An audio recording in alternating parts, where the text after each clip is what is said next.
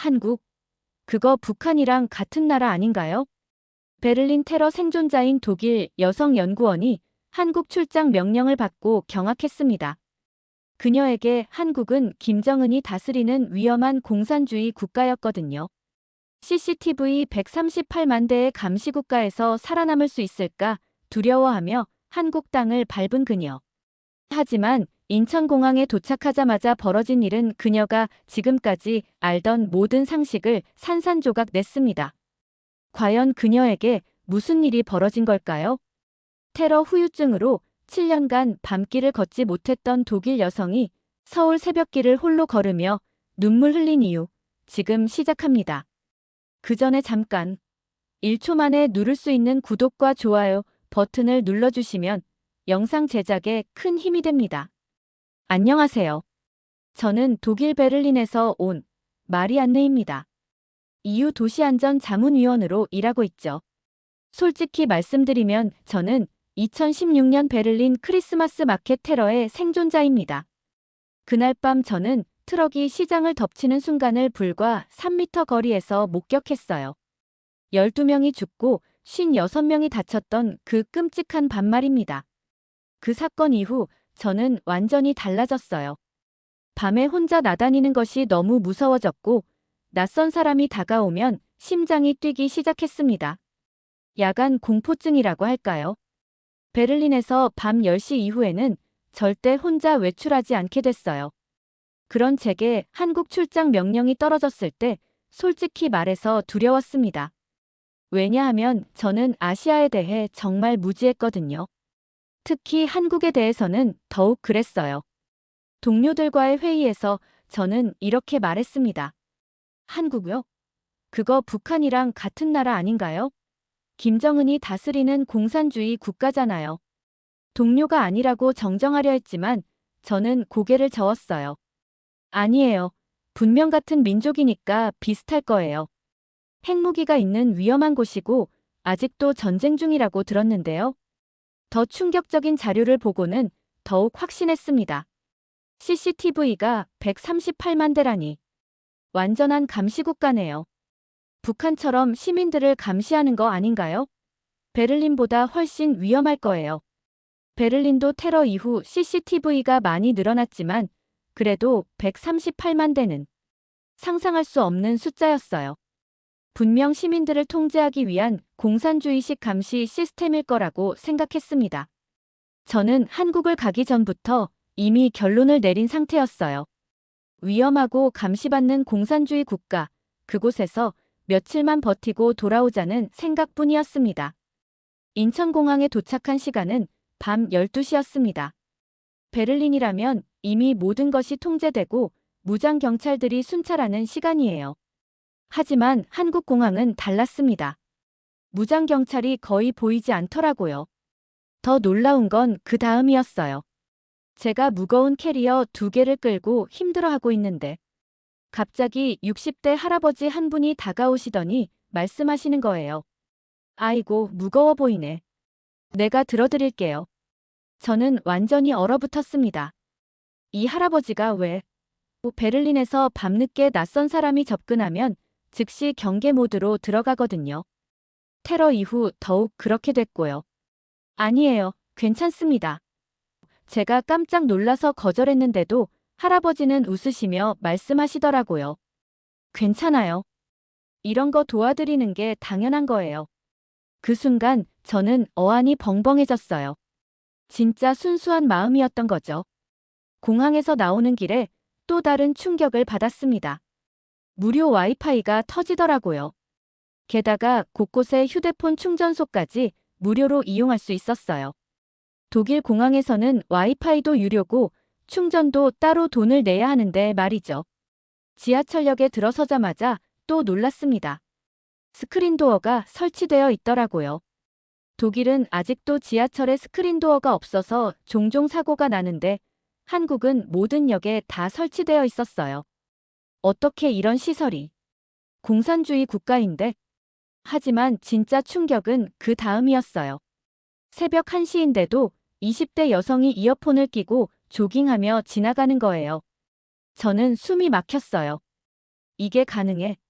공산국가에서 베를린이면 새벽 1시에 여자 혼자 나다니면 완전 자살행위인데. 편의점에 들어갔을 때는 더더욱 놀랐습니다. 직원에게 물어봤어요.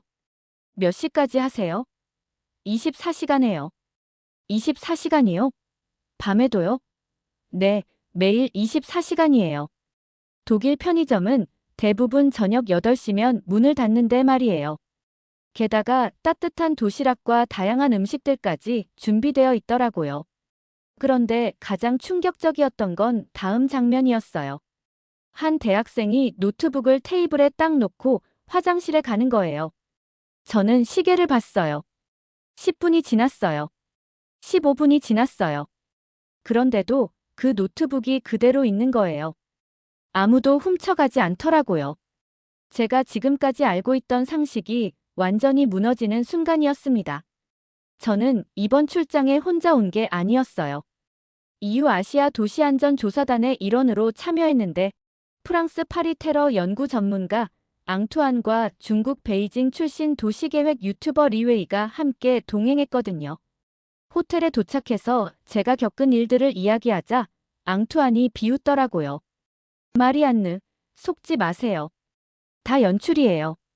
CCTV가 138만 대면 1평방미터당 5대 수준이에요. 감시받으니까 당연히 그렇게 행동하는 거죠. 리웨이도 맞장구 쳤어요. 맞아요. 제가 영상도 가지고 있어요. 한번 보세요. 그가 보여준 영상에는 버스 정류장에서 한국인들이 떨어진 지갑을 보고도 그냥 지나치는 모습이 담겨 있었어요. 보세요.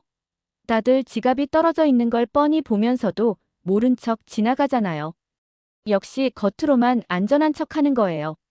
저는 완전히 흔들렸어요. 베를린에서는 휴대폰을 1분만 놔둬도 사라지는데 정말 CCTV 때문에 억지로 그렇게 행동하는 걸까요? 내가 너무 순진했나? 역시 공산주의 국가라서 시민들이 감시받고 있는 거구나. 앙투안이 더 구체적으로 설명했어요. 마리안느, 파리 테러 이후 프랑스도 CCTV를 늘렸지만 그래도 시민들의 자발적인 친절과는 달라요. 여기는 완전히 통제된 사회예요. 리웨이도 자신의 경험담을 덧붙였어요. 중국도 CCTV가 많지만 한국만큼은 아니에요. 138만 대라니. 이건 정말 북한 수준의 감시국가죠. 저는 점점 혼란스러워졌어요. 제가 직접 본 따뜻함이 가짜였단 말인가요? 다음 날 아침, 저는 더 이상 참을 수 없었어요. 리웨이가 보여준 그 영상 속 버스 정류장을 직접 찾아가기로 했습니다. 진실이 뭔지 제 눈으로 확인해보고 싶었거든요. 그 버스 정류장에 도착해서 똑같은 실험을 해봤어요. 제 지갑을 벤치에 두고 30m 떨어진 곳에 숨어서 관찰했습니다. 5분 후 60대 아주머니 한 분이 지갑을 발견하셨어요. 아주머니가 주변을 둘러보시더라고요. 10분 후 아주머니가 지갑을 주워서 또 주변을 둘러보시는 거예요. 15분 후 저는 깜짝 놀랐어요. 아주머니가 벤치에 앉아서 주인을 기다리기 시작하시는 거예요. 정말로? 진짜 기다리시는 거야? 시계를 계속 봤어요. 20분, 25분, 30분. 아주머니는 여전히 그 자리에 앉아 계시더라고요. 저는 너무 궁금해서 다가갔어요. 그러자 아주머니가 환하게 웃으시며 말씀하시더라고요. 아이고, 이거 당신 거예요? 얼마나 찾았을까 싶어서. 그리고는 이런 말씀을 하시는 거예요. 우리 딸 같아서 그냥 못 지나치겠더라고요. 그 순간 제 눈시울이 뜨거워졌어요. 베를린에서는 지갑을 잃어버리면 끝인데 이 아주머니는 모르는 외국인을 위해 30분 넘게 기다려주신 거예요. 점심시간에는 한국 음식점에 들어갔는데 또 놀라운 일이 벌어졌어요. 아직 주문도 안 했는데 직원이 물과 반찬을 가져다 주는 거예요. 이거 얼마예요? 아, 이거요? 공짜예요. 공짜라고요? 네, 서비스예요. 저는 믿을 수 없었어요. 독일은 물도 유료인데 심지어 반찬까지 공짜라니요. 더 놀라운 건 밤 12시에 배달 오토바이들이 줄지어 다니는 모습이었어요. 독일에서는 밤 9시 이후에는 배달도 거의 불가능한데 말이죠. 식당 사장님이 친절하게 설명해 주셨어요. 한국은 24시간 배달이 가능해요. 안전하니까요. 그 말을 듣는 순간 뭔가 깨달았어요. 이 모든 게 CCTV 때문이 아니라 정말 안전한 사회이기 때문에 가능한 일이구나. 셋째 날, 저는 서울시 CCTV 통합관제센터를 방문했어요. 진실을 정확히 알고 싶었거든요. 거대한 모니터들이 가득한 관제센터를 보는 순간 처음에는 긴장했어요. 역시 공산주의식 감시 시스템이구나. 하지만 여성 운영요원 김소영 씨를 만나고 완전히 생각이 바뀌었어요. 제가 물어봤거든요. 여기서는 시민들을 감시하시는 건가요? 김소영 씨가 고개를 저으시면서 설명해 주셨어요. 아니에요. 여기서는 누구를 처벌하려고 보는 게 아니에요. 새벽 2시에도 안전하게 집에 가는지, 길에서 쓰러진 할머니는 없는지, 누군가를 지켜내기 위해 존재하는 곳이에요.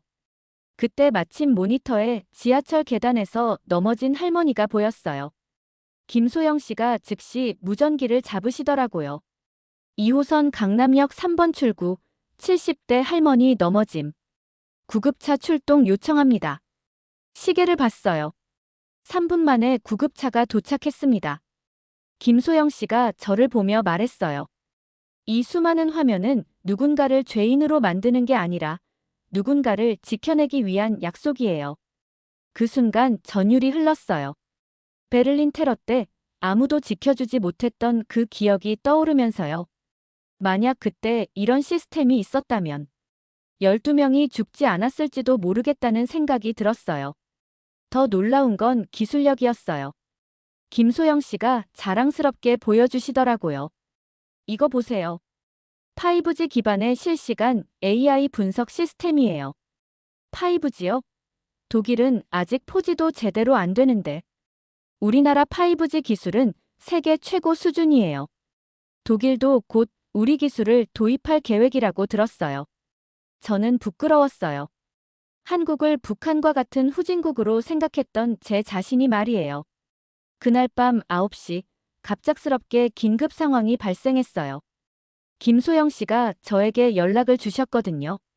독일 교환학생이 실종됐는데 같은 독일인이라서 통역 도움이 필요하다는 거였어요.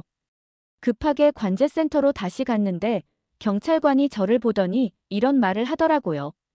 독일 교환학생이 북한산에서 실종됐습니다. 가족과 연락할 때 도움을 좀 주실 수 있을까요? 안나라는 23세 여학생이었어요. 제 동생 레아와 같은 나이죠. 같은 독일인이라는 동질감과 동생과 같은 나이라는 걱정이 저를 더욱 불안하게 만들었습니다. 베를린에서는 외국인 실종 신고를 해도 12시간은 기다려야 하는데 한국의 대응 속도는 정말 경악스러웠어요. 경찰관이 무전기로 계속 상황을 전달하더라고요. 신고 접수 완료. 5분 경과. CCTV 동선 추적 시작합니다. 10분 경과. 드론 5대 출동 명령. 15분 경과. 산악구조대 12명 투입 완료. 30분 경과. 휴대폰 위치 추적 성공. 45분 경과. 저는 숨을 죽이고 모든 과정을 지켜봤어요. 시계를 계속 보면서 말이에요. 독일이었다면 상상할 수 없는 신속함이었거든요. 1시간 30분 후 드디어 무전기에서 소리가 들려왔어요. 발견했습니다. 생명에 지장 없음. 구조 진행합니다. 구조대원이 안나를 등에 업고 안전하게 내려오는 모습을 보면서 저는 눈물을 참을 수 없었어요. 만약 제 동생 레아가 독일 산에서 실종됐다면 이렇게 빨리 찾을 수 있었을까요? 아마 불가능했을 거예요. 병원에서 안나를 만났을 때 그녀가 한 말이 지금도 기억에 남아요. 마리안느, 한국 사람들 정말 따뜻해요. 구조대원들이 저를 딸처럼 돌봐주셨어요. 독일에서는 상상할 수 없는 일이에요. 그 순간 저는 확신했어요. 한국은 제가 생각했던 그런 나라가 아니라는 걸요. 일주일 후 CNN, BBC, 독일 빌트지에서 저에게 인터뷰 요청이 왔어요. 한국에서 일어난 일들이 화제가 되면서 전 세계가 주목하고 있었거든요. 인터뷰에서 가장 먼저 물어본 질문이 이거였어요. 한국에 대한 오해가 있었다고 하는데요. 저는 부끄럽게 고백했어요. 저는 한국과 북한을 구별하지 못했습니다. 같은 공산주의 국가라고 생각했어요. 핵무기가 있는 위험한 전쟁 국가라고. 그리고 제가 직접 조사한 충격적인 수치들을 공개했어요. 베를린과 서울을 비교해보니 정말 놀라운 차이가 있었어요. 먼저 야간 여성 보행 안전도입니다. 베를린은 40%인데 서울은 85%였어요. 이 말은 서울 여성들의 85%가 밤에 혼자 걸어도 안전하다고 느낀다는 뜻이에요. 베를린은 절반도 안 되죠. 분실물 반환율도 놀라웠어요. 베를린에서는 지갑을 잃어버리면 15%만 돌아오는데 서울은 80%가 돌아온다는 거예요. 제가 직접 경험한 그 일이 통계로 증명된 거죠. 가장 충격적이었던 건 외국인 대상 범죄율이었어요. 베를린이 2.3%인데 서울은 0.02%라니 100배 이상 차이가 나는 거예요. 저 같은 외국인이 서울에서 범죄를 당할 확률이 베를린보다 100배나 낮다는 뜻이에요. 응급상황 대응 시간은 더욱 놀라웠습니다. 베를린은 평균 12분이 걸리는데 서울은 3분이에요. 안나가 실종됐을 때 그 빠른 대응이 우연이 아니었던 거죠. 한국은 북한이랑 같은 나라가 아니었습니다. 오히려 세계에서 가장 안전한 자유민주주의 국가였어요. 인터뷰어가 물었어요. 그럼 CCTV 138만 대는 어떻게 설명하시겠습니까? 저는 자신 있게 답했어요. 누군가의 눈에는 감시로 보여질 수 있겠지만 제 눈에는 관심이었습니다. 사람들을 지켜보는 건 감시가 아니라 위험을 막기 위한 배려였어요. 한국에서 돌아온 지 6개월이 지났어요. 저는 원래 쓰려던 논문 제목을 완전히 바꿨습니다. 원래 제목 아시아 감시 도시의 문제점과 개선 방안. 바뀐 제목 감시 도시가 아닌 보호도시 서울. 자유민주주의 기반 신뢰 안전 시스템의 새로운 모델. 베를린 대학에서 강의할 때마다 저는 이렇게 말해요. CCTV 138만 대는 공산주의식 감시가 아니라 138만 개의 보호막이었습니다. 그리고 한국은 북한과 같은 나라가 아니라 세계 최고 수준의 자유민주주의 국가였습니다. 가장 큰 변화는 제 동생 레아에게 일어났어요. 레아가 한국 교환학생을 신청한 거예요. 언니, 나도 그 자유롭고 따뜻한 나라에서 살아보고 싶어. 그리고 저 자신에게도 놀라운 변화가 있었어요. 2016년 테러 이후 7년간 저를 괴롭혔던 야간 공포증이 완전히 사라진 거예요. 서울에서 새벽 2시에 혼자 한강을 걸으며 처음으로 깨달았거든요. 진정한 안전이 무엇인지를요.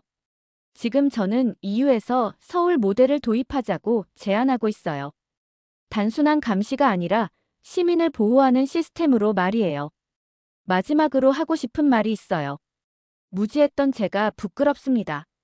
한국은 북한과 같은 나라가 아니라 세계에서 가장 사람을 믿는 자유로운 나라였어요. 그리고 그 자유로움이 진정한 안전을 만들어냈습니다. 도시는 사람을 닮아갑니다. 그리고 서울은 사람을 믿는 도시였어요.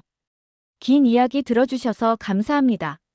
지금까지 감동간 이야기였습니다.